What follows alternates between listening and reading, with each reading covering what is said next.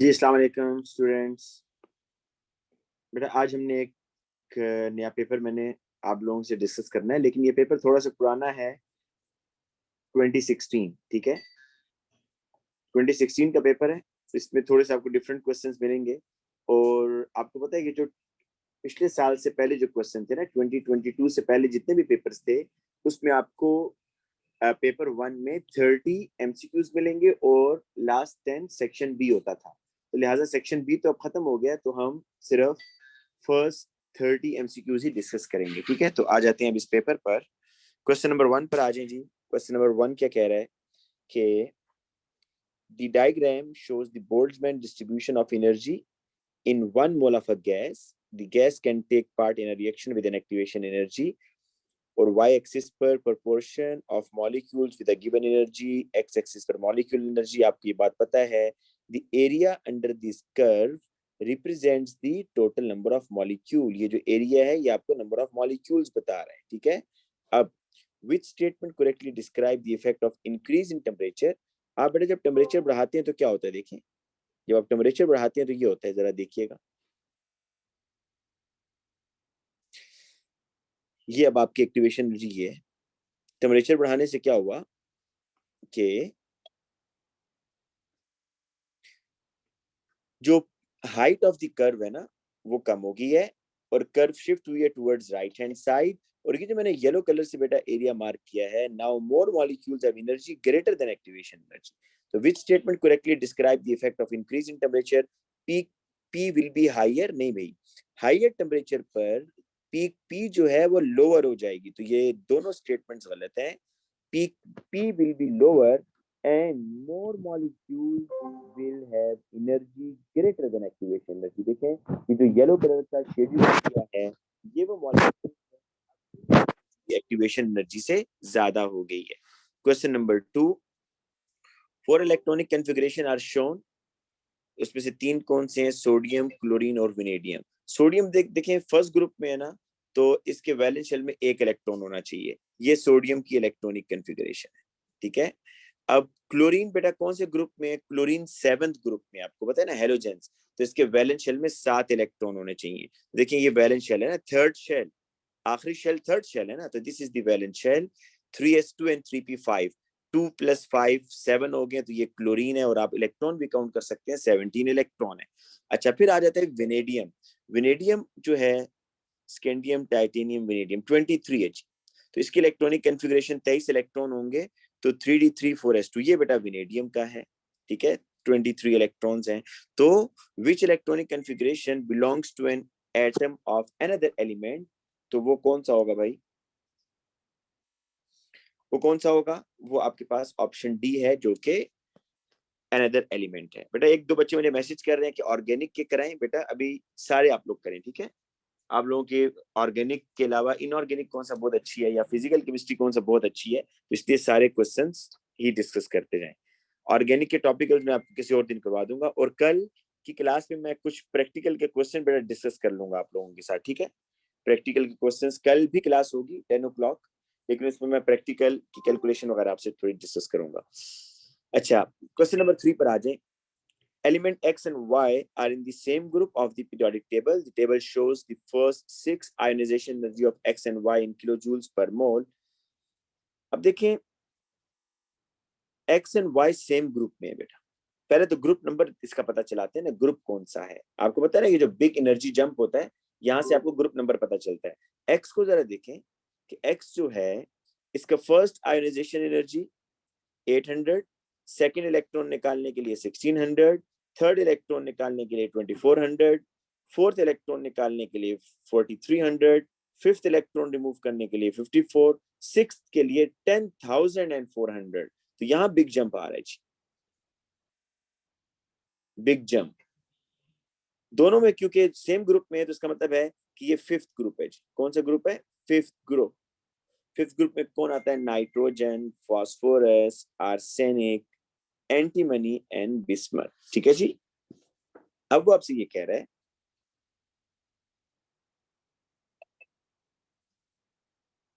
अब वो आपसे ये कह रहा है जी कि आपने बताना है what could be identity of X and Y. अब देखिए आपको ये तो पता चल गया ना कि ग्रुप 5 है, तो ये सिलेनियम और ये सी डी तो नहीं हो सकती, ये ग्रुप 6 में आते हैं, ए और बी में से। अब आपको ये देखना है कि एक्स कौन है और वाई कौन है। आप जरा देखें एक्स की आयोनाइजेशन एनर्जी ज्यादा है या वाई की? वाई की ज्यादा है ना, इसका मतलब वाई ऊपर आ रहा है, वाई का साइज स्मॉल होगा। तो आर्सेनिक और एंटीमनी में As As is Y, antimony is X. क्यों भाई? क्योंकि आपको पता है कि डाउन द ग्रुप जब आप आते हैं तो आयोनाइजेशन एनर्जी क्या होती है? कम होती है। तो आर्सेनिक, आर्सेनिक जो है, देखें जो आपका वाई है ना, इसकी आयोनाइजेशन एनर्जी ज्यादा है, और जो आपका एंटीमनी है एस बी, उसकी आयोनाइजेशन एनर्जी कम है। तो किसकी आयोनाइजेशन एनर्जी कम है? एक्स की कम है, तो इसलिए एक्स आपका एंटीमनी हुआ और आर्सेनिक आपका वाई हुआ। तो इसलिए जो इसका आंसर होगा बेटा वो क्या होगा?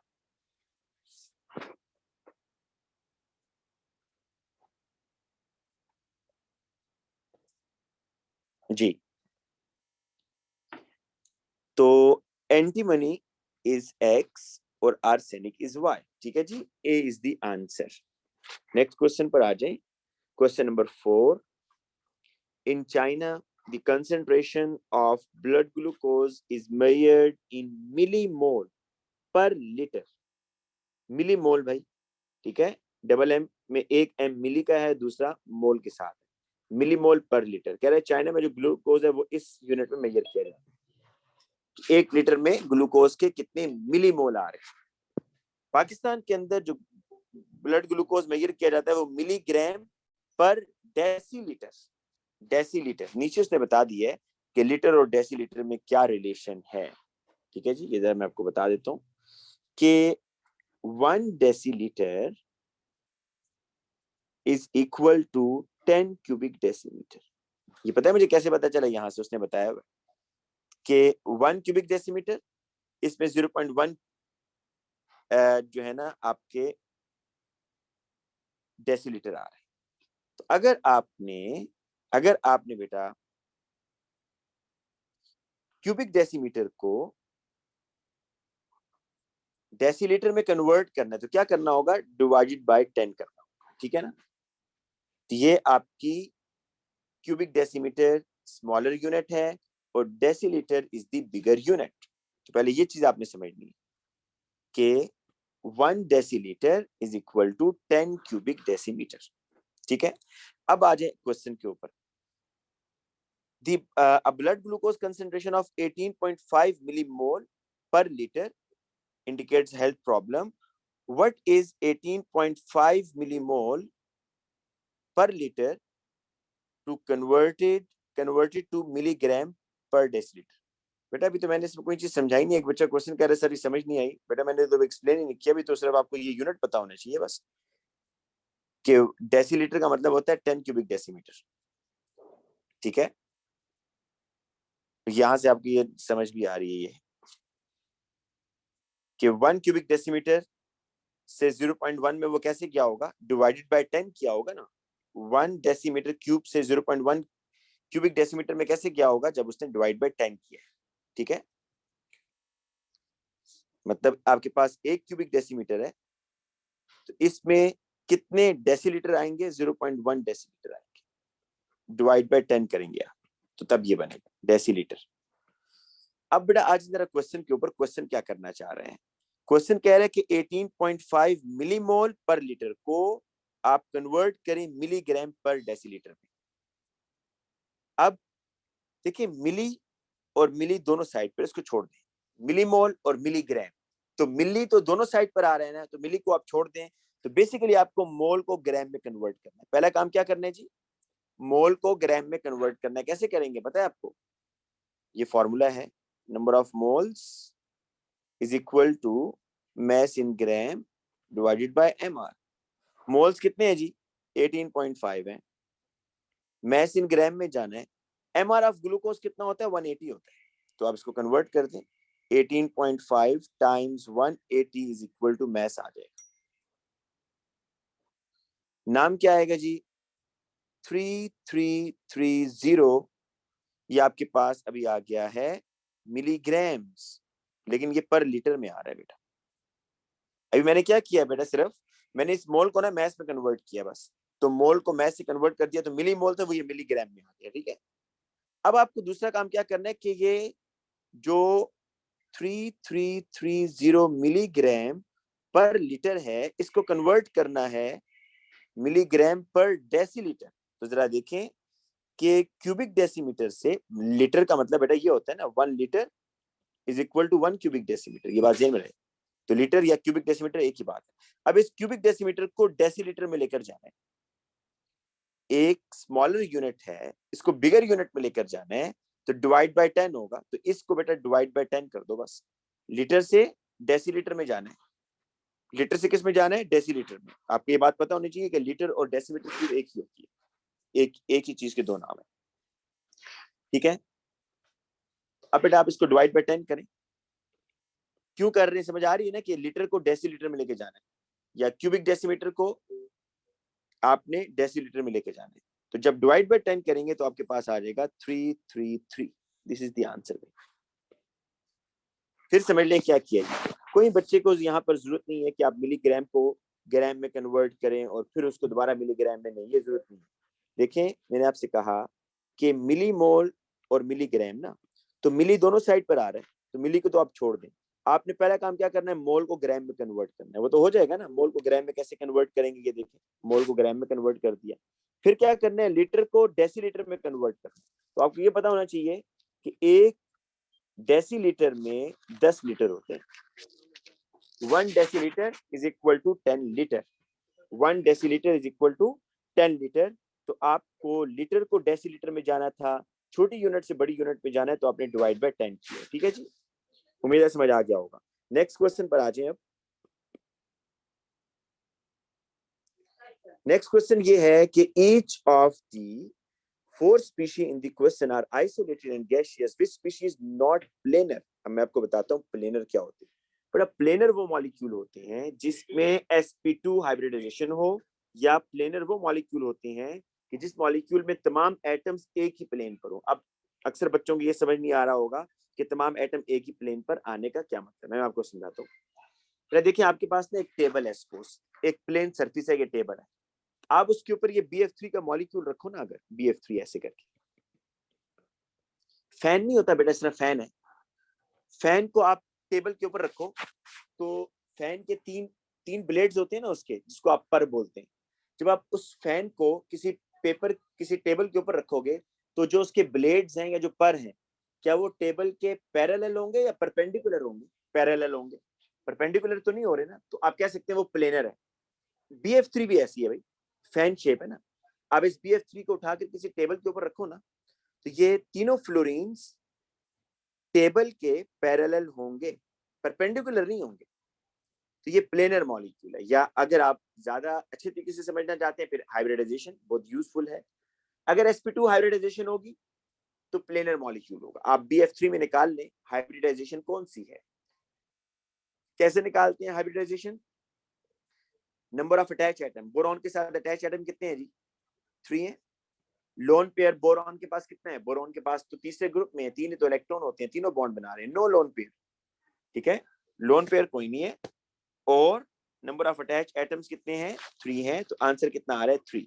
इसका मतलब है बोरॉन के 3 एटॉमिक ऑर्बिटल मिक्स हुए हैं, हाइब्रिडाइज हुए हैं। बोरॉन के 3 एटॉमिक ऑर्बिटल मिक्स हुए हैं, हाइब्रिडाइज हुए हैं। तो 3 में से एक तो S होगा, 2 P के होंगे, और ये फिर 3 आ रहा है ना, तो S लाजमी होगा और P को आप एडजस्ट करेंगे। तो बोरॉन के BF3 में बोरॉन इज sp2। जब भी कोई मॉलिक्यूल sp2 हाइब्रिडाइज होता है तो वो प्लेनर होता है। अब CH3+ को देख लो बेटा, CH3+ भी ऐसी है। देखो CH3+ के अंदर कार्बन 3 बॉन्ड बना रहा है ना, क्योंकि इसका एक इलेक्ट्रॉन मिसिंग है। तो CH3+ के अंदर carbon is again sp2 hybridise. Number of attach atom कितने हैं बेटा? 3 है। और लोन पेयर कितने हैं? लोन पेयर कार्बन के पास कोई नहीं है। तो 3+0 अगेन 3 एटॉमिक ऑर्बिटल कार्बन के मिक्सिंग में इन्वॉल्व है। तो इस 3 में से एक S होगा और बाकी 2 P के। तो this carbon is again sp2 hybridise. और जब भी कोई मॉलिक्यूल sp2 हाइब्रिडाइज होगा वो प्लेनर होगा। C2H4 पर आ जाओ भाई। C2H4 ये देखना जी, C2H4 इस तरह, ये है एल्कीन। इसमें आप अगर दोनों कार्बन को चेक कर लें each carbon is sp2 hybridise. देखे ना, कार्बन कितने एटम्स के साथ अटैच है? 3, 2 हाइड्रोजन और 1 कार्बन। ये देखें 1 2 और 3। तो ये आपका ये प्लेनर है इस तरीके से, sp2 हाइब्रिडाइज। लेकिन ammonia is not a planar molecule. Ammonia को अगर आप बेटा देखें तो अमोनिया में लोन पेयर आ रहा है, ये देखिएगा जरा इधर, ये है जी अमोनिया NH3। इसमें नाइट्रोजन के साथ जो अटैच एटम्स हैं वो 3 हैं, 1 2 3, एक लोन पेयर है। तो 3 अटैच एटम, एक लोन पेयर, टोटल आंसर क्या आ रहा है? 4। इसका मतलब है 4 एटॉमिक ऑर्बिटल इसके मिक्सिंग में इन्वॉल्व हैं। तो this nitrogen is sp3 hybridise, 1s होगा और 3 p, तब 4 एटॉमिक ऑर्बिटल बनेंगे ना। तो इसलिए ये नॉन प्लेनर मॉलिक्यूल है क्योंकि ये sp3 है। तो D is the answer. Next question पर देखें, वो कह रहा है कि कौन सी गैस आइडियल बिहेव करेगी? बेटा आपको पता है गैस आइडियल उस वक्त बिहेव करती है जब उसमें इंटरमॉलिक्यूलर फोर्सेस ना हो। Gases are ideal at high temperature and low pressure. तो इसलिए बेटा यहाँ पर आपकी जो आइडियल गैस होगी वो हाई टेम्परेचर पर, क्योंकि हाई टेम्परेचर पर IMF नहीं होंगी, और लो प्रेशर पर गैस के मॉलिक्यूल्स का वॉल्यूम नेग्लिजिबल हो जाता है as compare to the total volume. तो gases are ideal at high temperature and low pressure, option C. ठीक है बेटा, 1 मिनट वेट कीजिएगा बेटा सिर्फ।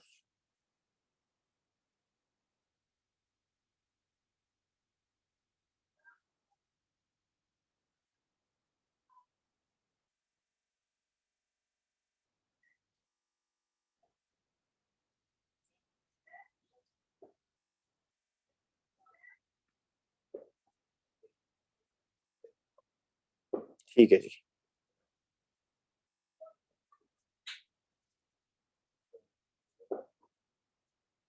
अच्छा जी, इस क्वेश्चन पर आ जाए। नेक्स्ट क्वेश्चन नंबर 7 कह रहे जी हमारे पास एक वोलेटाइल लिक्विड है X जिसका मैस 0.10 है, लेकिन वोलेटाइल का मतलब होता है कि वो वेपर्स में कन्वर्ट हो रहा है रेडिली। तो उसका जो वेपर्स के वॉल्यूम है that is 0.025 cubic decimetre of vapour eight 100 degree Celsius and atmospheric pressure. अच्छा, एटमॉस्फेरिक प्रेशर पता है कितना होता है? 101,325 पास्कल्स। ये याद रखिएगा बेटा, एटमॉस्फेरिक प्रेशर कितना होता है? 101,325 पास्कल्स। ये आपको आना चाहिए। अच्छा, आपने ओ लेवल्स में क्या पढ़ा हुआ था जी कि 1 मोल गैस का वॉल्यूम रूम टेम्परेचर और प्रेशर पर 24 क्यूबिक डेसीमीटर होता है। रूम टेम्परेचर होता है 24 degree and room pressure is 180 है। लेकिन यहां पर क्या कह रहा है बेटा कि 1 मोल ऑफ वेपर्स ऑक्युपाइड 22.4, क्योंकि ये 0 डिग्री की बात कर रहा है। 0 डिग्री तो टेम्परेचर कम होगा तो वॉल्यूम कम हो जाएगा ना, इसलिए 24 नहीं है, 22.4 है।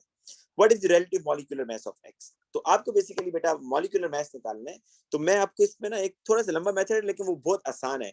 आप अगर ये इक्वेशंस बनाने की कोशिश करेंगे तो ये काफी मुश्किल हो जाएगा आपके लिए। तो इससे आसान जो मैंने आप लोगों के लिए मेथड सोचा है वो ये कि आप PV is equal to NRT वाला तो सबको पता है ना इक्वेशन, ये यूज करें। इसमें देखिए वो क्या कह रहा है, मॉलिक्यूलर मास निकालना है ना आपने, ठीक है। PV N को ओपन करें, मास ओवर MR RT, और MR निकालना है, MR को सब्जेक्ट बना लें अपना, MR is equal to MRT over PV। अब बेटा वैल्यूज पुट करें, MR is equal to mass कितना है 0.10, R कितना है 8.31, टेम्परेचर कितना आता है बेटा? टेम्परेचर है आपके पास, आपने तो इस X की बात करनी है ना बेटा, नीचे तो उसने ऐसी आपको इन्फॉर्मेशन दी हुई है, ठीक है ना। आप तो X को देखना है। तो टेम्परेचर कितना है, 100 को आप 273 में ऐड कर दें तो 373 डिवाइडेड बाय, और प्रेशर कितना है बेटा? ये देखें 101,325 पास्कल्स। और वॉल्यूम कितना है बेटा? वॉल्यूम आपको क्यूबिक मीटर में लेना होता है, आपको पता है ना, वॉल्यूम क्यूबिक मीटर में लेना है। तो इसको ये क्यूबिक डेसीमीटर में है, तो क्यूबिक डेसीमीटर से क्यूबिक मीटर में जाने के लिए डिवाइड बाय 1000 करेंगे तो 0.000025 क्यूबिक मीटर। अब बेटा आप इसको सॉल्व कर लें, ठीक है।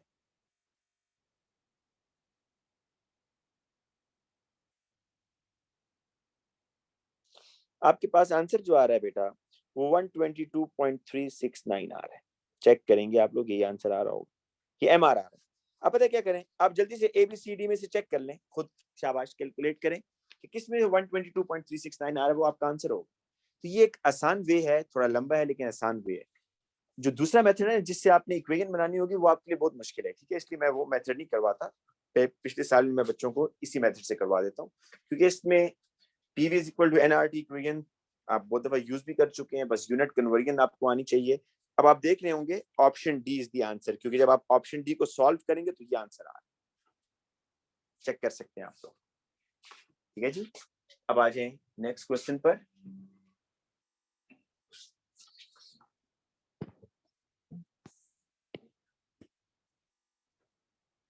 अच्छा, नेक्स्ट क्वेश्चन देखें, the complete combustion of propane 1 ओल। मैं इसको जरा साइड पे कर देता हूँ क्योंकि इसमें है साइकिल बनेगी।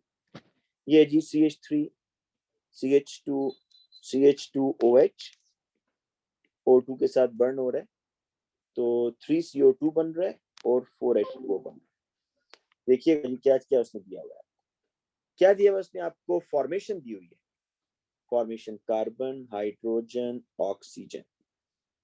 एक मोल जी आपके पास अगर प्रोपेन 1 ओल बनेगा तो -303। आपको पता है ना एलिमेंट्स की फॉर्मेशन 0 होती है, सबको ये बात पता है ना कि देखिए मैं ऑक्सीजन से ऑक्सीजन बनाऊंगा, ये तो कोई एनर्जी चेंज ही नहीं हो रही, तो एलिमेंट्स की फॉर्मेशन 0 होती है। कार्बन डाइऑक्साइड की फॉर्मेशन उसने बताई है 394, एक मोल, यहाँ 3 मोल बन रहे हैं, तो 3 टाइम्स -394, और वाटर कितना है जी 4 मोल्स बन रहा है, तो 4 टाइम्स -286, ये आपके बन गया है साइकिल। ये डेल्टा एच आपको फाइंड आउट करना है। तो अब बेटा देखिए उसने आंसर नहीं निकाला, वो आपसे इक्वेशन बेसिकली मांग रहा है। तो अब आपके रूट क्या बनेंगे, एक रूट बेटा बनेगा यहां से यहां तक ये, और एक रूट बनेगा ये। तो इसमें क्या बन रहा है जी -303 delta H naught of reaction is equal to 3 into -394 plus 4 into -286। Delta H naught of R निकालना है, 3 इंटू -394 प्लस 4 इंटू -286 प्लस 303। अब जरा देखिए कहां पर आ रहा है, ये ऑप्शन बी देखें जरा, प्लस 303 आ रहा है, ये इधर हमारा भी आ रहा है। 486 टाइम्स 4 माइनस 486 टाइम्स 4, ये माइनस में आएगा ना, देखिए बेटा, क्योंकि 286 माइनस है।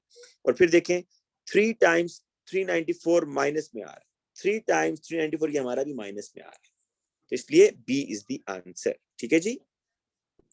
अच्छा आगे चलें, नेक्स्ट क्वेश्चन कह रहा है कि in the treatment of domestic water supply the chlorine is used to the water to form HClO, और सारा कुछ बताने के बाद वो कह रहा है कि what is the change in the oxidation number of chlorine when forming ClO ion from aqueous chlorine.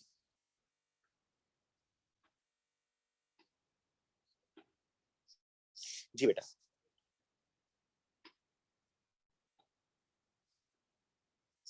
अब देखिए क्लोरीन की ऑक्सीडेशन स्टेट क्या है, 0। क्लोरीन की ऑक्सीडेशन स्टेट क्या आ रही है जी, 0 आ रही है। हैदर एक क्वेश्चन पूछ रहा है कि sir can NaBH4 reduce the alkene to alkane, तो इसका आंसर है नो, ना NaBH4 ना LiAlH4 एल्कीन को रिड्यूस कर सकते हैं। इसकी एक रीजन है जो A2 में आपको डिटेल में बताई जाती है, लेकिन अभी शॉर्टकट सुन लें। ये जो LiAlH4 होता है और जो NaBH4 होता है, असल में ये हाइड्रोजन, देखिए इसका मैकेनिज्म नहीं है ना आपके सिलेबस में, लेकिन आपको हम A2 में करवाएंगे। ये क्या करते हैं, हाइड्रोजन एटम डोनेट नहीं करते, ये हाइड्राइड आयन डोनेट करते हैं H-। तो अल्कीन तो खुद न्यूक्लियोफाइल है, तो ये अगर हाइड्राइड आयन H- डोनेट करेंगे तो उनको तो आपस में एक दूसरे के करीब नहीं जाएंगे, क्योंकि अल्कीन भी न्यूक्लियोफाइल और हाइड्राइड। तो इसलिए हैदर ये जो LaLH4 और NaBH4 ये अल्कीन को रिड्यूस नहीं कर सकते। अगर अल्कीन को रिड्यूस करना है तो आपको हाइड्रोजन निकल कैटालिसिस यूज करना होगा। अच्छा बेटा देखें इसमें क्लोरीन की 0 ऑक्सीडेशन स्टेट और HClO के अंदर देखें ऑक्सीडेशन स्टेट क्या है, -2, क्योंकि ऑक्सीजन देखिए मोर इलेक्ट्रोनेगेटिव है ना, जो मोर इलेक्ट्रोनेगेटिव होगा उसको आपने माइनस का साइन देना है। हाइड्रोजन 1+ Cl1+, तो ये बेटा आपको समझ आ रही है कि यहाँ पर ये 0 से 1+ में जा रहे हैं। अच्छा उसने HClO को आयोनाइज किया हुआ है, तो इसमें ऑक्सीडेशन स्टेट चेंज नहीं होती बेटा, देखिए ये ऐसे है, ये -2 है, क्लोरीन 1+ ही है, तो ये बेसिकली क्लोरीन 0 से +1 में जा रहा है। वो कह रहा है what is the change in oxidation number of chlorine when forming HClO या ClO- आयन, तो क्या हो रही है जी +1 हो रही है, 0 से +1, ठीक है।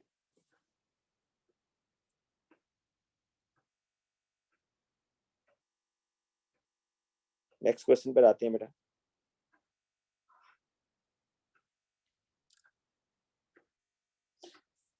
आपने यहाँ पर चेंज बतानी थी ना कि चेंज क्या है भाई, +1 क्लोरीन का। नेक्स्ट क्वेश्चन देखें, व्हेन सॉलिड, ये थोड़ा सा ट्रिकी है, आप लोगों को मैं रिकमेंड करूंगा आप लोग साथ साथ करें बेटा इसको खुद। When solid ammonium chloride dissociate,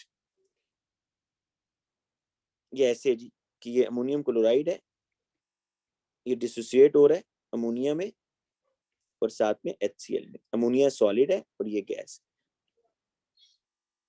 initial amount of ammonium chloride was 1, initial amount इसकी थी 1, initial, I stands for initial, कितनी थी 1.00। व्हेन इक्विलिब्रियम हैड रीच, ये चेंज हुई है यहाँ पर और ये बेटा इक्विलिब्रियम है।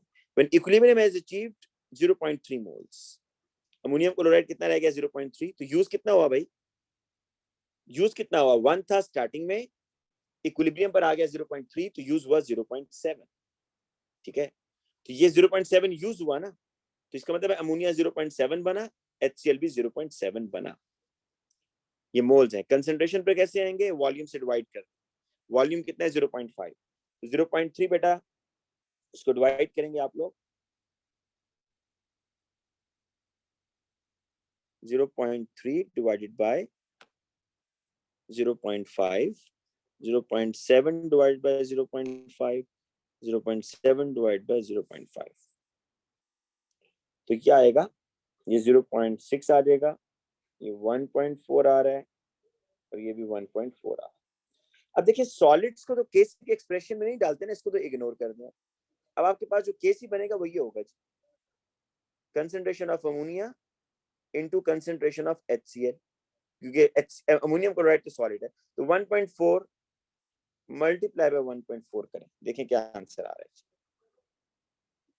1.96 आ रहा है ना बेटा, ये आंसर होगा आपका। ठीक है, नेक्स्ट क्वेश्चन पर आए, which stage in the free radical substitution of ethane by chlorine has the lowest, देखें वो कह रहा है कि कौन सा ऐसा रिएक्शन है जिसकी एक्टिवेशन एनर्जी लोएस्ट है या जो रेडिली हो रहा है, तो आप ये देखेंगे कि सबसे फास्ट रिएक्शन कौन सा है, फास्ट, जितना रिएक्शन रेडिली होता है ना, जितना रिएक्शन फास्ट होगा, तेजी के साथ होगा, उतनी एक्टिवेशन एनर्जी कम होती है।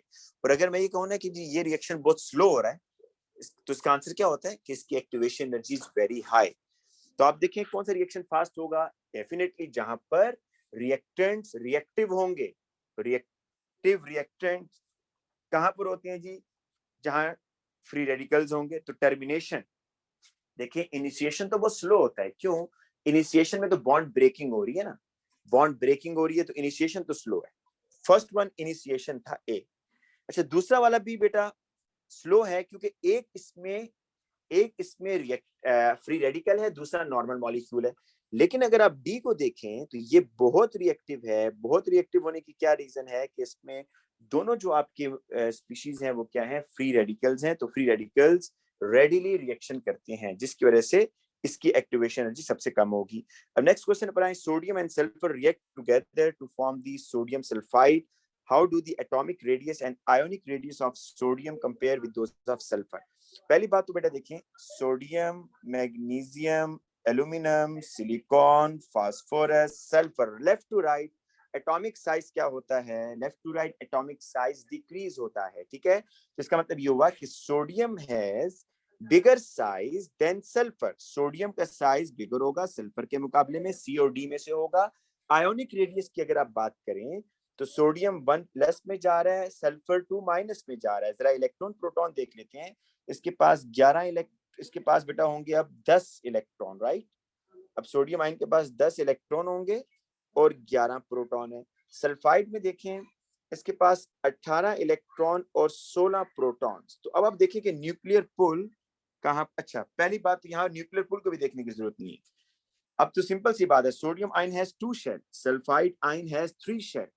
शेल ज्यादा है सल्फाइड आयन के पास, तो जो आयनिक रेडियस है, आयंस का रेडियस, वो सल्फर का ज्यादा होगा, किसके मुकाबले में, सोडियम के मुकाबले में। ठीक है भाई, तो कौन सा बनेगा जी इसका, option D, D is the answer. ये देखें ये बनेगा ना या नहीं बनेगा। कि सोडियम है smaller size ionic size than sulphur, ठीक है। नेक्स्ट देखिए solid ammonium chloride sublime, sublime का मतलब होता है कि जो सॉलिड से डायरेक्टली वेपर्स में चला जाए, लिक्विड स्टेट ना आए। तो सॉलिड अमोनियम क्लोराइड सब्लाइम हो रहा है 170 पर, 178 डिग्री पर। तो which structure best represents the species in the vapour at this temperature. देखें जब भी आप किसी चीज को वेपर्स में लेके जाते हैं ना, फिजिकल स्टेट जब चेंज हो रही होती है, लिक्विड से गैस या सॉलिड से गैस, तो बेसिकली आप आईएमएफ ब्रेक कर रहे हैं, कोवेलेंट बॉन्ड तो ब्रेक नहीं कर रहे ना। और सॉलिड एल्यूमिनियम क्लोराइड आपको पता है Al2Cl6 है, Al2Cl6 मतलब इस तरह होगा ना कि ये एक Al2Cl6, ये दूसरा Al2Cl6, इसमें आईएमएफ होंगी ऐसे करके। लेकिन आप जब इनको बेटा हीट कर रहे हैं तो ये आईएमएफ बेसिकली ब्रेक हो रही है, क्योंकि फिजिकल स्टेट जब चेंज होती है तो आईएमएफ ब्रेक होती है ना बेटा। आपको पता है ना Al2Cl6 is a covalent compound ना, तो इसमें आईएमएफ है। और Al2Cl6 एल्यूमिनियम क्लोराइड जो है, ये मैंने आपको बताया था कि ये सिंपल कोवेलेंट है, सिंपल कोवेलेंट, इसमें number of atoms are fix, तो इसमें आईएमएफ होंगी।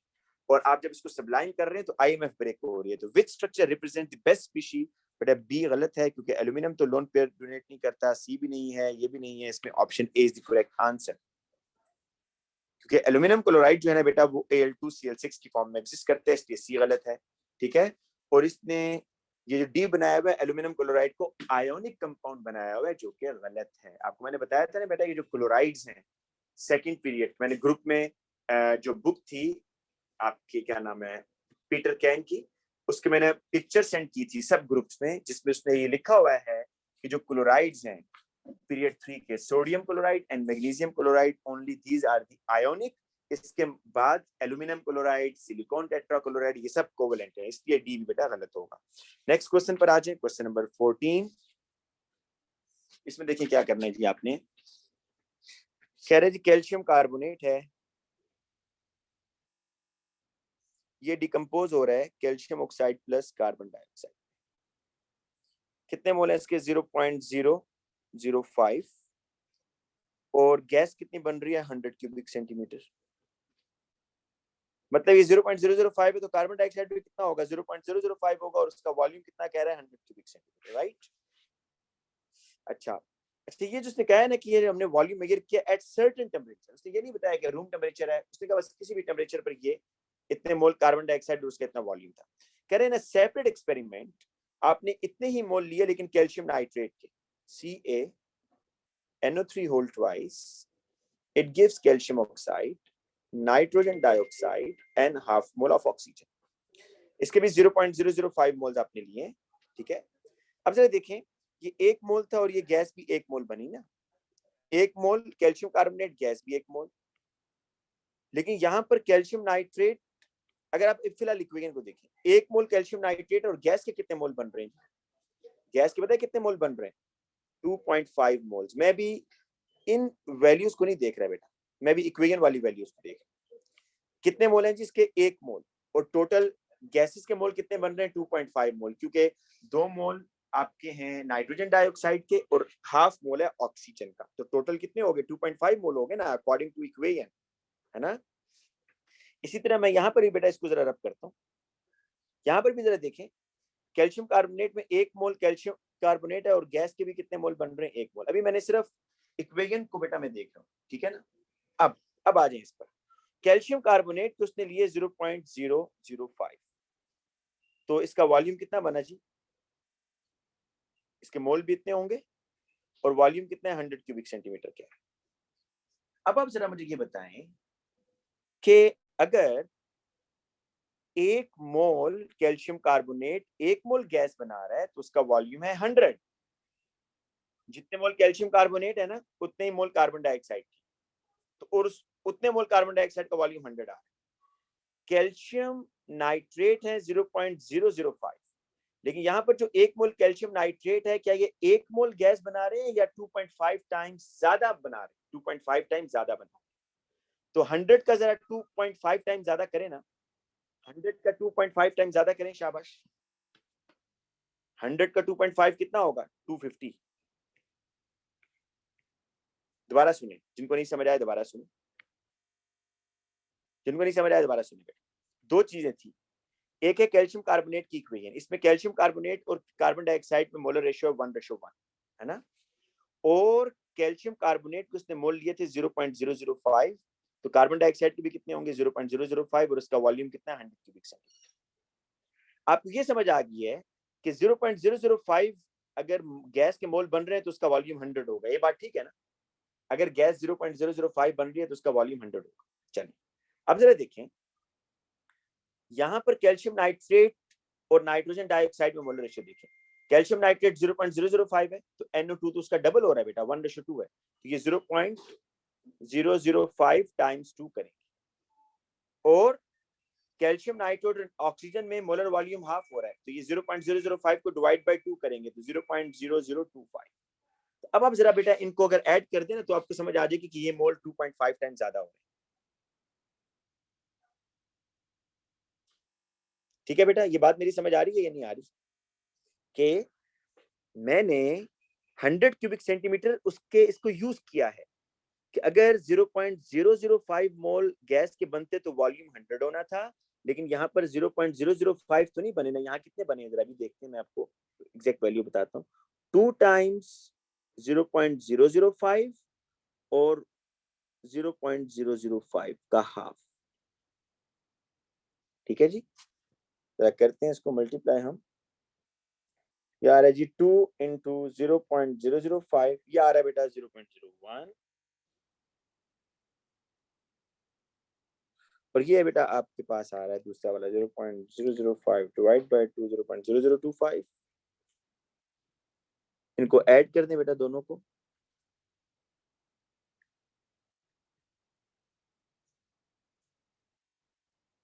ये आ रहा है, ठीक है, मोल्स। अब जरा सुनिए मेरी बात, अब मेरी बात सुनिएगा। आपको ये पता है कैल्शियम कार्बोनेट की उससे कि 0.005 मोल्स का वॉल्यूम कितना आ रहा है 100 क्यूबिक सेंटीमीटर, तो इतने का कितना आएगा 0.0125 मोल्स का कितना वॉल्यूम आएगा x, तो आप वो बेटा निकालेंगे तो आप एग्जैक्ट 250 पर पहुंच जाएंगे। ठीक है, तो इसलिए ये जो उसने हिंट दिया है ये बड़ा इंपॉर्टेंट है कि आपको यहां से रिलेट करना है कि 0.05 का 100 क्यूबिक सेंटीमीटर है, और यहाँ पर जो टोटल मोल्स आ रहे हैं उनको ऐड करते और उसका रेशो बना ले, जुबानी भी हो सकता था। नेक्स्ट क्वेश्चन भी थोड़ा सा ट्रिकी है, क्वेश्चन नंबर 15। इसमें क्या कह रहे हैं देखें कि ammonia gas and hydrogen sulphide react together to form the salt ammonium sulphate. ये जी इसकी मैं इक्वेशन बना देता हूँ आपको, ये अमोनिया है और ये H2S है, और ये बना रहा है NH4 होल ट्वाइस S, और ये आगे फर्दर बेटा अमोनिया में जा रहा है और अमोनियम SH इसमें जा रहा है। ये देखें, ये जी, ये उसने वर्ड इक्वेशन में लिखी थी, मैंने इक्वेशन बना दी, ये उसने वर्ड में बताया था, ठीक है, और ये इक्वेशन आगे वाली उसने दी हुई है। अब वो इसकी बात कर रहा है बेटा, आपने सेकंड वाली को देखना है, इसको कह रहे जी कि the addition of NaOH to this solution produce a gas X। वो जी इसके अंदर NaOH डालता है, कह रहा है NaOH के डालने से ना एक गैस निकल रही है। अब देखिए NaOH की नेचर क्या है। अच्छा यहाँ पर NaOH की जरा नेचर देखिएगा क्या है। NaOH की नेचर है बेस, तो इसने रिएक्शन किससे करना है, एसिड से। तो देखिए जी इसमें एसिड कौन है, इसमें कौन एसिड है, अमोनियम आइन इज द एसिड, अमोनियम आइन इसमें एसिड है। अगर आप इसको भी देखें ना बेटा, यहाँ पर भी आपको अमोनियम आइन नजर आ रहा है, ठीक है, ये अमोनियम आइन एसिडिक इन नेचर होता है, तो इनका रिएक्शन होगा ना इस तरह करके, देखिए NH4 प्लस और ये NaOH का OH नेगेटिव आएगा और ये अमोनिया गैस निकल जाएगी, वाटर बनेगा। तो ये कह रहे हैं जी कि addition of NaOH to this solution produce a gas X, तो ये X गैस कौन सी होगी, अमोनिया होगी। अगला जरा सुनिए इसकी बात, फिर वो ये कहता है कि आप अगर एडिशन ऑफ HCl डालेंगे, इसमें HCl ऐड करें तो फिर भी एक गैस निकलती है। अब देखें इसमें बेस कौन है, बेस को समझे, बेस वो होता है जो प्रोटॉन एक्सेप्ट कर सकता है। बेस कौन है, जो प्रोटॉन एक्सेप्ट कर सकता है। तो देखिए अमोनियम आइन इस NH4SH में अमोनियम एसिड दिखता है, SH को जरा देखिएगा, SH माइनस, आपको पता है ना जिनके पास लोन पेयर होता है या जिनके पास नेगेटिव चार्ज होता है वो एज अ बेस काम करते हैं, वो प्रोटॉन एक्सेप्ट कर सकते हैं। तो HCl की तरफ से जो H प्लस आ रहा है, this H plus is coming from HCl, तो ये क्या बना देगा, H2S गैस बना देगा, ठीक है ना। इसलिए बेटा आपका आंसर क्या होगा, सी इज द आंसर। तो वाई जो है आपका, वाई आपका H2S है, हाइड्रोजन सल्फाइड। तो ये बात समझ आ रही है कि जो NH4SH है ना, NH4 इज +1, SH इज -1। तो NH4 के अंदर ये जो NH4 प्लस है, this is acidic in nature, ये एसिडिक है, ठीक है। और ये जो SH माइनस है, this is basic in nature, ठीक है ना। तो SH माइनस प्रोटॉन को गेन करके H2S गैस बना देगा, और NH4 प्लस प्रोटॉन लूज करके अमोनिया गैस बना देगा। तो दोनों आपको आइडेंटिफाई हो गए।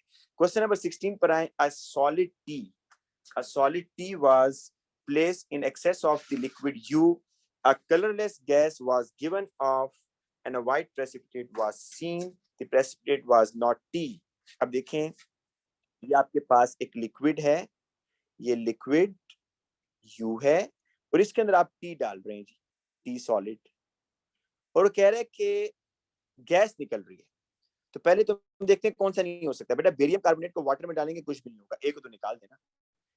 बेरियम कार्बोनेट सॉलिड वाटर में डिसॉल्व भी नहीं होगा, तो गैस नहीं निकलती इसमें, ठीक है ना। कार्बोनेट को एसिड में डालेंगे तो गैस निकलती है, ए तो नहीं हो सकता। अब देखें बी, कैल्शियम को एसिड में डालें गैस निकलेगी, मैग्नीशियम को एसिड में डालें गैस निकलेगी, स्ट्रोंशियम कार्बोनेट को एसिड में डालें गैस निकलेगी। तो बी सी डी में से अभी तीनों हो सकते हैं। लेकिन वो कह रहा है कि जब आप ये टी को डालेंगे ना तो व्हाइट प्रेसिपिटेट बनेंगे। तो देखें कैल्शियम प्लस H2SO4 क्या बनेगा जी, कैल्शियम सल्फेट प्लस H2। अच्छा मैग्नीशियम को डालेंगे ना जब आप H2SO4 MgSO4 प्लस H2, जरा बताइएगा कौन से सल्फेट वाटर में, सल्फेट की सॉल्युबिलिटी डाउन द ग्रुप क्या होती है जी, कम होती है। तो मैग्नीशियम सल्फेट और कैल्शियम सल्फेट कौन वाटर में कम डिसॉल्व होगा, कैल्शियम सल्फेट। तो कैल्शियम सल्फेट के आपको प्रेसिपिटेट मिलेंगे, कैल्शियम सल्फेट के आपको प्रेसिपिटेट मिलेंगे। डी में देखिए स्ट्रोंशियम क्लोराइड बन रहा है, वो तो वाटर सॉल्युबल होता है ना। डी स्ट्रोंशियम कार्बोनेट और HCl डालेंगे तो यहाँ प्रेसिपिटेट बनेंगे नहीं, क्योंकि स्ट्रोंशियम क्लोराइड, क्लोराइड्स तो वाटर सॉल्युबल है, ठीक है। तो इसलिए B is the answer. Next question पर आए जी, क्वेश्चन नंबर 17। इसमें वो कह रहा है कि नाइट्रोजन ऑक्साइड, अच्छा ये कैटालिटिक कन्वर्टर करता है क्या, मैं आपको बता दूं। ये NO और CO का रिएक्शन होगा, इसको N2 में और CO2 में भेजता है, ठीक है ना। इस तरह NO2 को भी बेटा ऑक्सीडाइज करके N2 में भेजता है। मतलब कैटालिटिक कन्वर्टर ये टॉक्सिक गैसेस है ना, इनको हार्मफुल गैसेस को हार्मलेस में कन्वर्ट करेगा, ठीक है।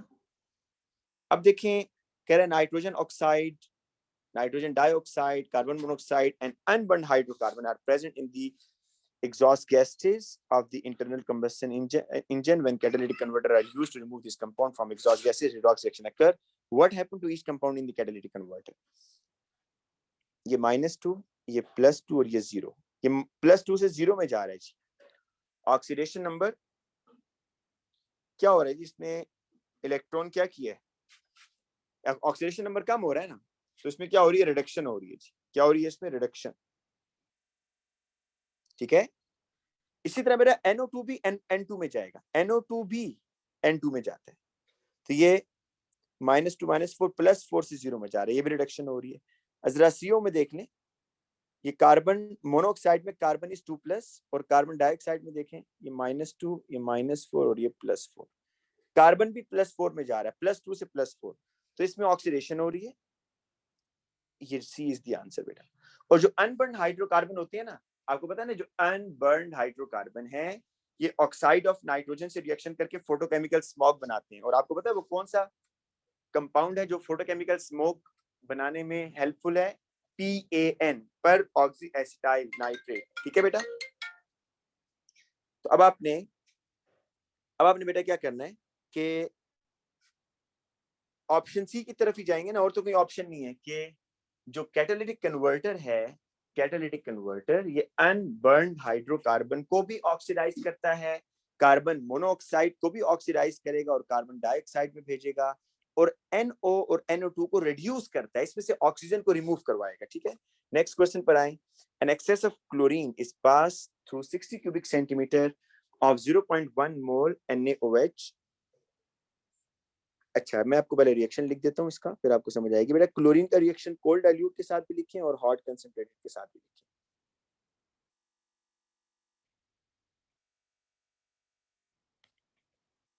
और 3Cl2, 6NaOH, 5NaCl, NaClO3, 3H2। ये देखिएगा जी, अब ये NaOH के जरा मोल्स निकाले ना, कितने हैं जी? कैसे निकालेंगे जी मोल्स? वॉल्यूम भी गिवन है, कंसंट्रेशन भी गिवन है, इनको मल्टीप्लाई करें, डिवाइडेड बाय 1000 करें, मल्टीप्लाई करें, डिवाइड बाय 1000 करें भाई, कितने मोल आ रहे हैं? 0.006। NaCl के कितने मोल आ रहे हैं बेटा? 2:1 है, हाफ करना है, 2:1, तो इसके आएंगे 0.003। कह रहा है यही एक्सपेरिमेंट आप रिपीट करें विद हॉट कंसंट्रेटेड, तो सोडियम हाइड्रोक्साइड के मोल वही लिए हैं इसमें 0.006। NaCl के कितने बनेंगे बेटा? तो जरा यहाँ कैलकुलेट कर लेते हैं कि देखिए ना 6:5 है, अगर 6 मोल होंगे ना NaOH के, तो it gives 5 mole of NaCl। अगर 0.006 होंगे तो x मोल ऑफ x कितने आ रहे? 0.005। अब जरा उसका क्वेश्चन सुनिएगा जी, वो कह रहा है कि how much more sodium chloride will be produced by the reaction with hot NaOH than cold NaOH। कितना आपका सोडियम क्लोराइड कितना ज्यादा बना है हॉट में, डिफरेंस बताना है। कोल्ड में कितना बना था जी? ऊपर वाला कोल्ड है, कोल्ड में कितना बना था? 0.003। हॉट में कितना बन रहा है? 0.005। डिफरेंस कितने का आ रहा है? 0.002। तो ए इज द आंसर। तो कह रहा है how much more sodium chloride will be produce by reaction with hot NaOH than with cold NaOH। तो आपको डिफरेंस बताना है। Next question number 19। Fluorine and iodine are group 17 element. Their melting point are different due to the different strength of van der Waals forces between the molecule, which row is correct? Melting point, देखिए fluorine और iodine both are non polar, right? Both are non polar. तो non polar अगर होंगे तो उसमें London forces होंगे। London forces depend करती हैं नंबर ऑफ इलेक्ट्रॉन्स पर, और पहली बात मेल्टिंग पॉइंट डिपेंड करता है IMF पर ना, और IMF डिपेंड करेगा मॉलिक्यूल की नेचर पर, पोलर है, नॉन पोलर है, नॉन पोलर है, तो आपने नंबर ऑफ इलेक्ट्रॉन बताने हैं। Iodine has more number of electron, तो मेल्टिंग पॉइंट तो आयोडीन का ज्यादा है, CD में से होगा। अब strength of van der Waals forces between the molecule, वैसे भी आयोडीन इज सॉलिड ना, और फ्लोरीन इज अ गैस, यहां से भी पिक कर सकते हैं। वैन डर वाल्स फोर्सेस भी आयोडीन के पास ज्यादा है, ठीक है?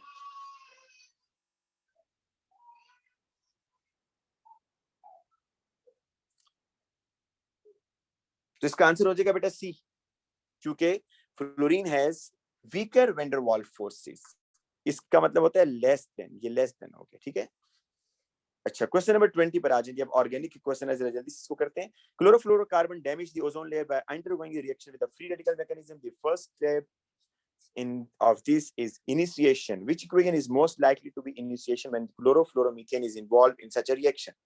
अब देखें ए में क्या कर रहा है, वो कार्बन फ्लोरीन बॉन्ड तोड़ रहा है, हालांकि कार्बन क्लोरीन भी था। तो जब भी आप जो है यूवी लाइट देंगे तो वीकर बॉन्ड टूटेगा ना, स्ट्रॉन्गर बॉन्ड तो नहीं टूटेगा, इसलिए कार्बन क्लोरीन टूटना चाहिए था। ए इज रॉन्ग, ठीक है? अगर आप बी पर आए, बी पर कौन सा बॉन्ड टूट रहा है जी? बी में आपका बॉन्ड टूट रहा है, बी में आपका जो बॉन्ड टूट रहा है वो है कार्बन क्लोरीन, और ये होमोलिटिक फिशन है ना, एंड दिस इज इनिशिएशन, तो बी इज करेक्ट। अच्छा, सी क्यों गलत है? कार्बन हाइड्रोजन बॉन्ड तो बेटा नहीं टूटेगा, कार्बन हाइड्रोजन बॉन्ड ब्रेक नहीं होगा। अच्छा, डी में क्या हो रहा है कि ये बिल्कुल गलत बना रहा है। देखें, इसने कार्बन के दो जो बॉन्ड्स तोड़े हैं उसमें कार्बन फ्लोरीन भी तोड़ दिया, जो कि पॉसिबल नहीं है। इसलिए आपको इनिशिएशन में एक तो वीकर बॉन्ड तोड़ना है, और वीकर बॉन्ड कैसे पता चलेगा? जिसकी बॉन्ड लेंथ ज्यादा होगी, कार्बन क्लोरीन की बॉन्ड लेंथ ज्यादा आ रही है। नेक्स्ट क्वेश्चन नंबर 21 पर आ जाए। सिंथेटिक रेजिन्स, अच्छा रेजिन होते हैं ये जो स्टिकी सब्सटेंस होते हैं, इसको बोलते हैं रेजिन। सिंथेटिक मीन कि जो लेबोरेटरी में आप बना रहे हैं। Synthetic resin can be made by polymerisation of variety of monomers including the prop 2-in-1 all। अच्छा, इसका आपने ना वो बताना है कि पॉलीमर कौन सा होगा, तो बड़ा आसान है। कार्बन कार्बन डबल बॉन्ड को जरा देखें इधर, देखिए मैं कैसे लिखूंगा। ये CH2 ये दूसरा जो डबल बॉन्डेड कार्बन है इसके साथ एक हाइड्रोजन है, और क्या लगा हुआ है जी? CH2OH लगा हुआ है। आप जरा चेक कीजिएगा ऐसी है या नहीं है? ऐसी है ना, सिर्फ आप डबल बॉन्ड खत्म कर दें बस। सिर्फ डबल बॉन्ड खत्म कर दें ऐसे करके। ये देखिए जी अब क्या बनेगा, CH2 CH CH2 OH, ये चेक कीजिएगा, CH2 ये जी CH2, देन CH ये बेटा CH, एंड देन CH2OH ये CH2OH। बाकी क्यों गलत है देखें, ये देखें, ये तो इसलिए गलत है इसने डबल बॉन्ड खत्म ही नहीं किया, सी तो इसलिए गलत हो गया। अच्छा ये ए क्यों गलत है, ए इसलिए गलत है इसने यहाँ पर अल्कोहल के OH क्यों खत्म कर दिया भाई, क्योंकि एडिशनल पॉलीमराइजेशन के अंदर तो सिर्फ डबल बॉन्ड खत्म होता है ना, ये इसने OH नहीं डाला, ये चला गया कंडेंसेशन पॉलीमराइजेशन की तरफ जो आप A2 में पढ़ेंगे। अच्छा डी क्यों गलत है, डी में उसने CH2 CH2 CHOH। बेटा देखिए आपको मैंने ये पहले भी बताया है कि जब भी एडिशनल पॉलीमर करेंगे तो कार्बन कार्बन डबल बॉन्ड जो आप लिखेंगे ना, इसके राइट लेफ्ट पर कुछ नहीं लिखना है, बिल्कुल भी ऊपर नीचे लिखना होता है बस। ये देखिए मैंने इस तरह ये मोनोमर लिखा है ऊपर नीचे, तो ये कार्बन कार्बन डबल बॉन्ड होना चाहिए था बस, बाकी इसने जो कनेक्टिविटी है वही गलत की हुई है डी में, ठीक है। तो B is the right answer बेटा, बी सेकंड आंसर राइट है। नेक्स्ट देखें, Oct1ene can be thermally cracked. Which combination of compound W, X, Y and Z can be obtained by thermally cracking? Thermally cracking का मतलब होता है जो आप heat करके डिकम्पोज कर रहे हैं। अब देखिए जनरली आप लोगों ने जो क्रैकिंग के रिएक्शन पढ़े हुए थे ना, उसमें आपको एक एल्केन दिया जाता था और उससे आप एल्कीन और स्मॉल एल्केन और एल्कीन्स बनाते थे ना। क्या बनाते थे, स्मॉल एल्केन और एल्कीन्स। यहाँ पर एक जो नई चीज है कि इसने एल्कीन ही आपको दिया हुआ है और एल्कीन की फर्दर क्रैकिंग हो रही है, तो अब डबल एल्कीन बन सकते हैं, ठीक है ना। देखें अब क्वेश्चन जरा देखिएगा, दो एल्कीन इसमें बन सकते हैं। Which combination of compound W, X, Y and Z can be obtained by thermally cracking Oct1ene? अब देखिए ये जो क्वेश्चन है, एग्जामिनर ने इस क्वेश्चन के बारे में लिखा हुआ है कि मोस्टली स्टूडेंट ने इसको गलत किया है और ज्यादातर बच्चे ऑप्शन बी की तरफ गए जो कि गलत है। उसकी उसने रीजन भी बताई कि बच्चों ने इसको किस तरह डील किया। बच्चे ये समझे, जो एग्जामिनर रिपोर्ट है वो ये बता रही है कि स्टूडेंट ये समझे हैं कि 1 मोल है ऑक्टीन और आपने इस 1 मोल की ऑक्टीन करके पूरे प्रोडक्ट्स पूरे करने हैं। तो बच्चों ने क्या किया होगा अकॉर्डिंग टू एग्जामिनर, कि बच्चों ने देखा कि इसमें 8 कार्बन है तो उन्होंने W में देखा 2 कार्बन आ रहे हैं, X में 3 आ रहे हैं, Y में 3 आ रहे हैं, तो उन्होंने कहा WXY में ही कार्बन पूरे हो गए, तो बस WXY इज द आंसर। तो ये गलत है। वो कह रहे हैं कि which combination of compound can be obtained by thermally cracking, मतलब वो ये पूछना चाह रहा है कि क्या Oct1ene से W बन सकता है, ये बताएं। बन सकता है ना W, ये कार्बन 1 है, ये कार्बन 2 है, अगर कार्बन 2 और 3 के दरमियान बॉन्ड टूट जाए तो ये बनेगा नहीं बनेगा, बिल्कुल बनेगा। या आप जो टर्मिनल पर आ रहा है 7 और 8 वहां से एल्कीन बना दें, ठीक है। क्या X बन सकता है, X भी बन सकता है, अगर आप कार्बन 3 और 4 का बॉन्ड तोड़ दें तो X बनेगा, ठीक है। Y बन सकता है, Y भी बन सकता है, अगर आप कार्बन नंबर 5 और 6 का बॉन्ड तोड़ दें तो Y बनेगा। Z बन सकता है बेटा, Z भी बन सकता है उस वक्त अगर आप कार्बन नंबर 4 और 5 का बॉन्ड तोड़ें। देखिए मैं आपको ये इस तरह बता देता हूँ, CH3 CH2 CH2, मैं आपको सारे बता दूं कैसे बन रहे हैं, CH2 CH2 CH2 CH double bond CH2। ये देखिएगा जी, अब Z कैसे बन सकता है जी, 1 2 3 4, यहां से अगर टूटेगा तो Z बन जाएगा बेटा, ठीक है। आपको पता है ना कि जब भी क्रैकिंग होती है तो एक अल्कीन बनता है, तो एक डबल बॉन्ड तो पहले से था ना बेटा, तो एक डबल बॉन्ड इधर आएगा 3 और 4 के दरमियान, तो Z इस तरीके से बनेगा, ठीक है। Y कैसे बन सकता है बेटा, Y इस तरह बनता है कि ये आपका Y बना सकता है। X कैसे बनेगा बेटा, X आपका यहां से बन सकता था कि आप अगर इनको ब्रेक करते ये आपका X बना देते। तो इसलिए ये सारे ऑप्शन हो सकते हैं। एग्जामिनर रिपोर्ट में एग्जामिनर ने बड़ा क्लियर लिखा है कि बच्चे इसको क्यों गलत कर रहे हैं। बच्चे एक मॉलिक्यूल के तौर पर इसको ले रहे हैं कि एक ऑक्टीन जो है वो बच्चे ये समझ रहे हैं कि हमने 8 कार्बन पूरे कर, तो 8 कार्बन नहीं, वो आपसे पॉसिबिलिटी पूछा कि क्या क्या बन सकता था। तो इसमें सारी चीजें बन सकती हैं, WXY and Z, ठीक है। नेक्स्ट देखें question, a cycloalkene with molecular formula C7H12 was oxidized by hot concentrated acidified amino4. The only product was 2-methyl hexane 1,6 diode acid. What is the identity of cycloalkene? अब देखिए जी, आपने इसकी ना oxidation करनी है, देखिए कैसे बनेगा। अगर हम ऑप्शन ए की तरफ जाएं, मैं पहले इतना करता हूँ, आपको इसका स्ट्रक्चर बना के दिखाता हूँ। 1,6 डायल 1 2 3 4 5 6 1,6 डायल और कार्बन नंबर 2 पर मिथाइल है, तो बाकी हाइड्रोजन है। अब ये देखिए कि अगर हम ऑप्शन ए को माने, यहाँ से बॉन्ड टूटेगा ना बेटा, आपने एल्कीन की ऑक्सीडेशन कर, ये भी कार्बन ये भी कार्बन, इसके साथ एक हाइड्रोजन लगा सकता है, और एक कार्बन नंबर मैं इसको 1 कह रहा हूँ, ठीक है। ये कार्बन नंबर 2, ये 3, ये 5। बताएं कार्बन नंबर 1 और कार्बन नंबर 6 के दरमियान जब दोनों बॉन्ड टूटेंगे तो कार्बन नंबर 1 किस में जाएगा? कार्बन डाइऑक्साइड में, कार्बोक्सिलिक में या कीटोन में? आपको मैंने 3 केस कराए थे, उसमें ये बताया था कि double bonded carbon atom has 1 hydrogen तो वो कार्बोक्सिलिक में जाएगा, तो कार्बन नंबर 1 कार्बोक्सिलिक में जाएगा, और वो ये है। कार्बन नंबर 2 के साथ मिथाइल लगा हुआ है ना, ये आ गया। Carbon number 3, carbon number 4, carbon number 5, carbon number 6 भी कार्बोक्सिलिक में जा रहा है। तो बताएं ए बन रहा है या नहीं बन रहा बेटा? ए इज द आंसर। अच्छा, आप अगर कहना है बी को करो तो मैं बी को करके दिखा देता हूँ, लेकिन आंसर क्या है? आंसर क्या है? ए है।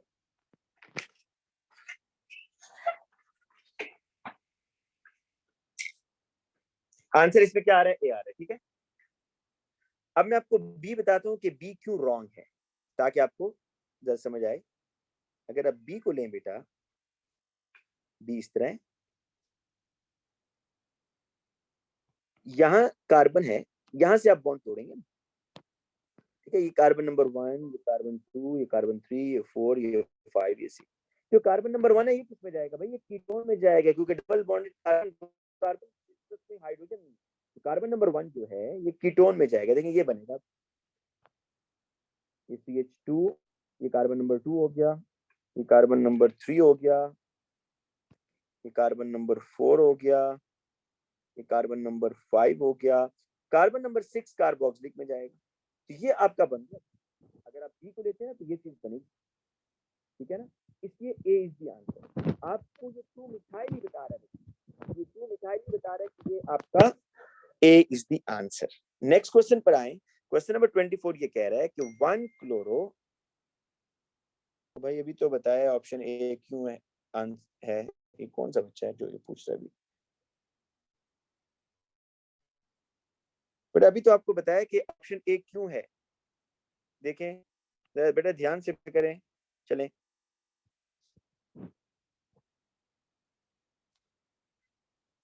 अगर हम ये लेते हैं, यहां से जरा इसको ऑक्सीडाइज करें ना, यहां से तोड़ें।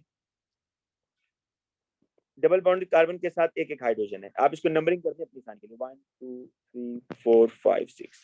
तो कार्बन नंबर 1 जो है ये कार्बोक्सिलिक में जाएगा, क्योंकि इसके साथ एक हाइड्रोजन लगा हुआ है। कार्बन नंबर 2 के साथ एक मिथाइल लगा हुआ है, ये मैंने ये लगा दिया। कार्बन नंबर 3 ऐसे ही रहेगा, कार्बन नंबर 4 भी ऐसे ही CH2, कार्बन नंबर 5 भी CH2 है। कार्बन नंबर 6 की ऑक्सीडेशन होगी, ये कार्बोक्सिलिक हो जाएगा। तो ये वो कह रहा है, ठीक है। ये आपका प्रोडक्ट है 2 मिथाइल हेक्सेन 1,6 डाइओक्सी। क्वेश्चन नंबर 24 पर आए। देखिए पहले तो आपको बताऊं कि ये जो आपको एक डायग्राम नजर आ रही है, इसमें आपको ये एनर्जी हम्स कितने नजर आ रहे हैं? देखिए एक, ये दो। कितने एनर्जी हम्स हैं? 2 हैं। 2 energy humps mean reaction is occurring in 2 steps. 2 energy humps है। 2 एनर्जी हम्स का मतलब है कि ये रिएक्शन जो इसका मैकेनिज्म है वो 2 स्टेप्स में हो रहा है। तो आप बताएं SN1 या SN2 कौन से 2 स्टेप में होता है? SN1 2 स्टेप में होता है, टर्शियरी हैलोजेनल एल्केन। अब आप जरा देखें, 2 एनर्जी हम्स मतलब 2 स्टेप में रिएक्शन हो रहा है, एक में एक इंटरमीडिएट बन रहा है, फिर आपके पास सेकंड स्टेप में ये हो रहा है। आप देख सकते हैं ये कौन सा हैलोजेनल एल्केन है? Primary, secondary, tertiary. टर्शियरी है। Alpha carbon has no hydrogen. तो इसका मैकेनिज्म आपको बताऊं कैसे होगा, ये देखें जरा साइड पर। ये सब्स्टिट्यूशन हो रही है ना बेसिकली, तो मैकेनिज्म इसका इस तरह है, अगर मैं करके दिखाऊं।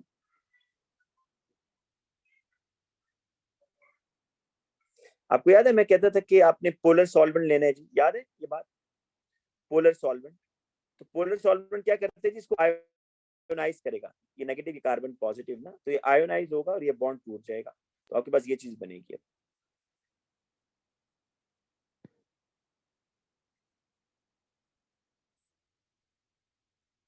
और नेक्स्ट स्टेप में क्या होगा जी अब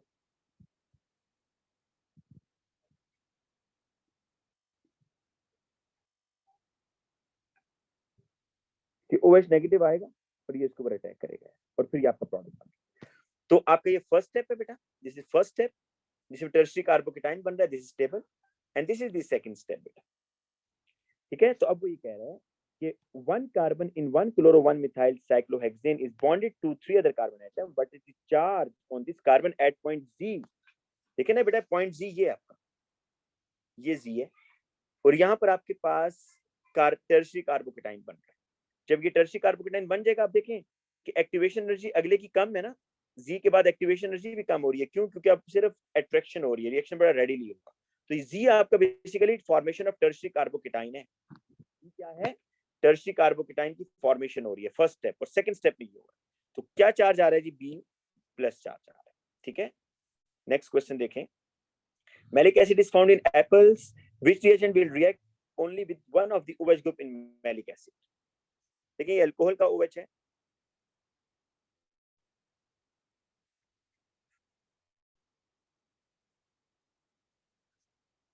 ये इस तरह 2 कार्बोक्सिलिक एसिड है।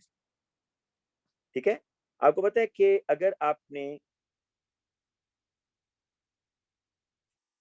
OH के साथ रिएक्शन करवाना और कह रहा है only one of the OH, मुझे ये बताएं अल्कोहल का OH एक है और कार्बोक्सिलिक के OH कितने हैं जी?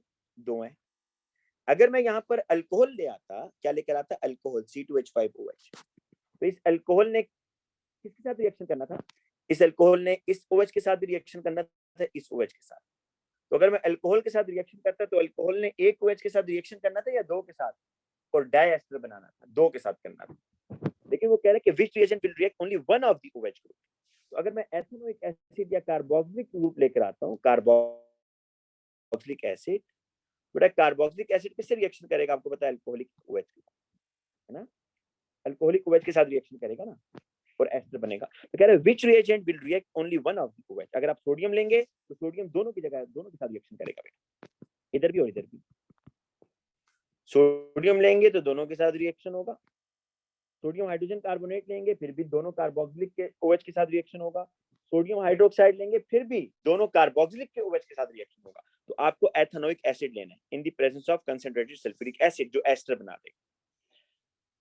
Which compound, organic compound, would not give I when with alkaline or an orange precipitate? अच्छा, आपने बताना है कि जो अल्कलाइन आयोडोफॉर्म रिएक्शन नहीं देगा,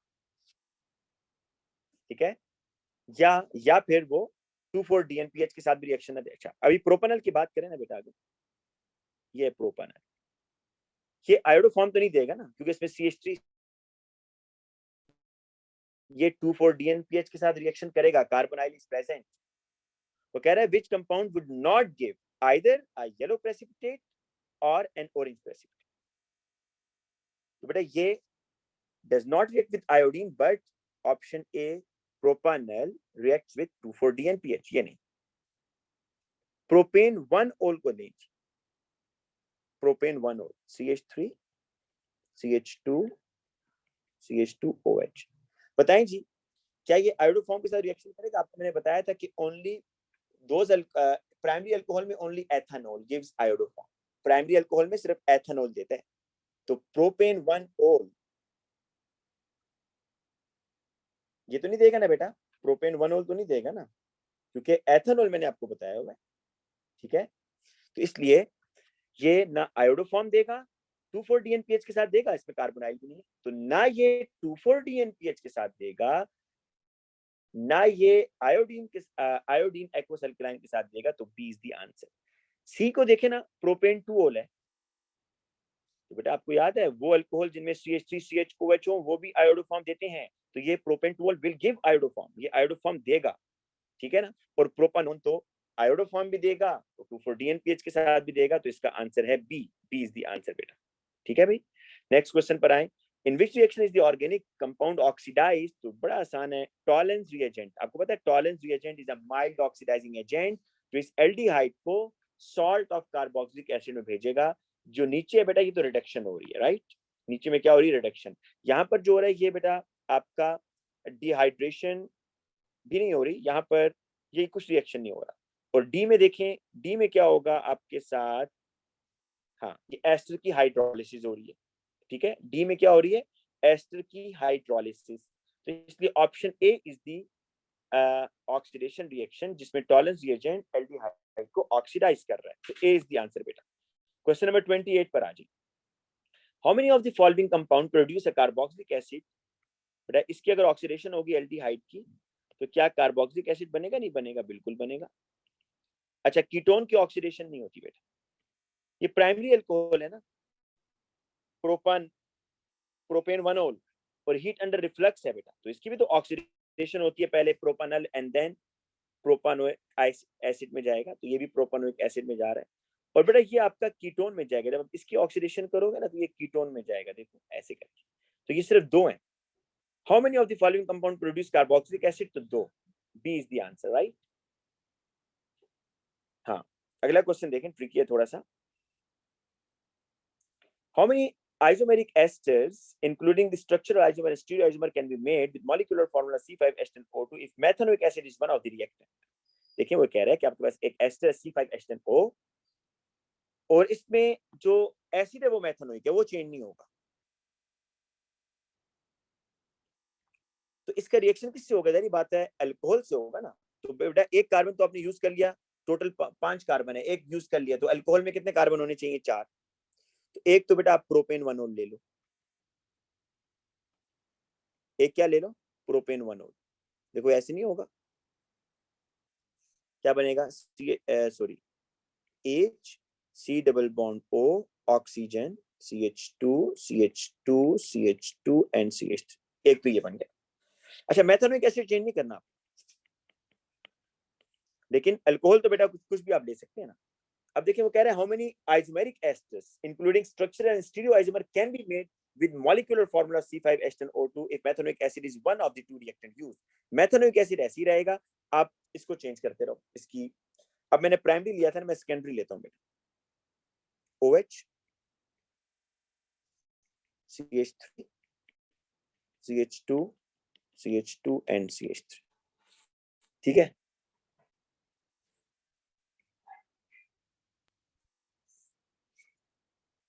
H C double bond O oxygen, एक मिनट मैं जरा इसको ठीक कर दूं।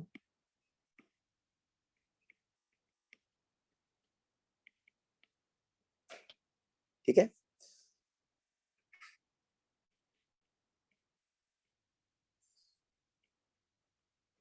अच्छा जी देखिए इसमें स्टीरियो आइसोमर कायरल कार्बन है कि इसमें, ये है जी, तो इसका मिरर इमेज भी बनेगा, है ना।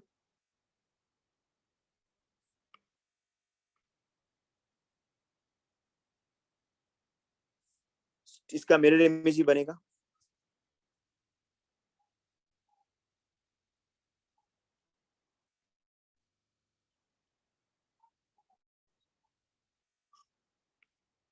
ठीक है जी, तो ये एक हो गया, ये दो हो गया, ये तीन हो गया। अब पता है क्या करें आप, अब आप बेटा इसमें थोड़ी सी ब्रांचिंग करें ना, मतलब प्राइमरी अल्कोहल में ही मैं ब्रांचिंग करता हूँ, ठीक है। देखिए स्ट्रेट चेन है ना,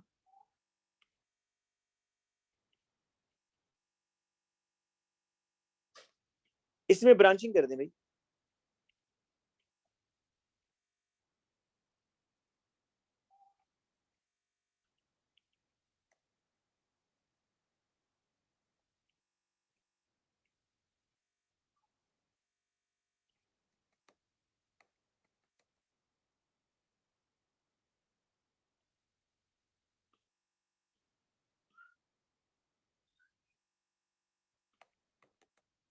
इस तरह कर दें जी। और एक आप टर्शियल अल्कोहल ले लें बेटा, एक आप क्या लें, टर्शियल। मैं आपको जरा सारे बता दूं, ये एक बना है बेटा मेरे पास, ये एक आइसोमर है, एक ये बेटा आपके पास दूसरा आइसोमर है, ये बेटा आपके पास, ये आपके पास तीसरा और चौथा आइसोमर, ये बन गया।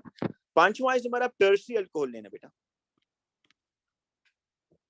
लेना आपने मेथनोइक एसिड। आप देखिए अल्कोहल को चेंज करते जाए,